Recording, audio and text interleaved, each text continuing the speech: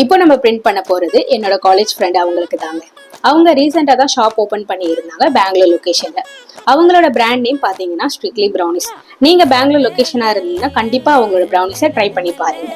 அவங்களோட ரெக்குவயர்மெண்ட்ஸ் என்ன இருந்ததுன்னு பாத்தீங்கன்னா லாவெண்டர் கலர்ல டிஷர்ட், அவங்களுக்கும் அவங்க ஹஸ்பண்டுக்கும் அவங்களோட பிராண்ட் நேம் லோகோ போட்டு ரெகுலர் அண்ட் ஓவர் சைஸ்ல கேட்டு இருந்தாங்க. எனக்கு அவங்க லோகோ மட்டும் தாங்க சென்ட் பண்ணியிருந்தாங்க.